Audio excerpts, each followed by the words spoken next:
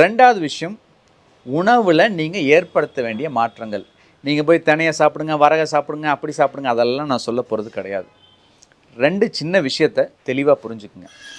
சமீபத்திய ஒரு ஆய்வறிக்கையில் என்ன சொல்லியிருக்காங்க அப்படின்னா, 5 மணிக்கு மேலே, ஈவினிங் 5 மணிக்கு மேலே அதிகப்படியான கேலரிஸ் சாப்பிட்றவங்களுக்கு, அதாவது ஒரு நாளோட எனர்ஜி அளவு, கேலரிஸ் அளவை 45% மேலே சாயந்தரம் 5 மணிக்கு மேலே சாப்பிட்றவங்க லேட் ஈட்டர்ஸ் அப்படின்னு சொல்லுவாங்க.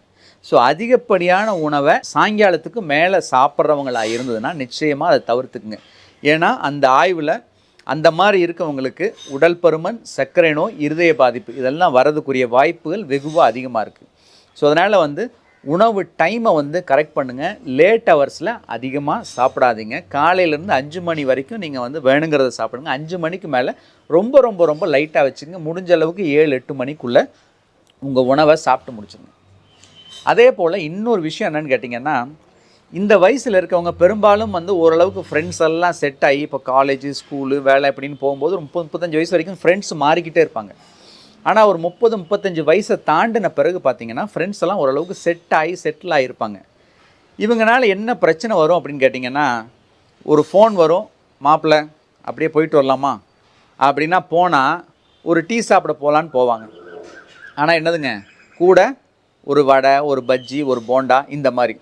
ஸோ பெரும்பாலானவங்க, இப்போ நேற்று ஒருத்தரை பார்த்து அவர் சொன்னார், சார் இந்த நேரத்தில் எந்த இடத்துல எந்த கடையில் இதை ஃப்ரெஷ்ஷாக போடுவாங்கன்னு எனக்கு தெரியும் கோயம்புத்தூரில். ஏன்னா பிஸ்னஸ் நான் சுற்றி பண்ணிக்கிட்டே இருந்தேன்.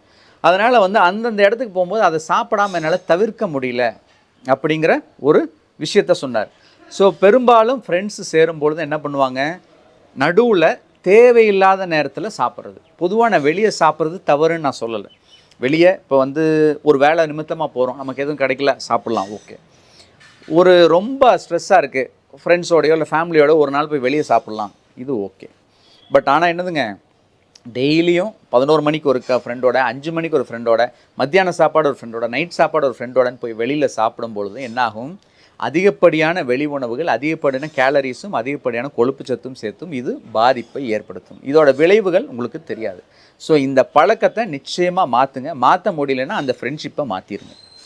ஸோ ஃபுட்டை பொறுத்த வரைக்கும் லேட்டாக சாப்பிட்றத அவாய்ட் பண்ணுங்கள். லேட் ஈட்டிங் சுகரை, கொலஸ்ட்ராலை, ஒபிசிட்டியை, ஹார்ட் ப்ராப்ளத்தை அதிகப்படுத்தும்.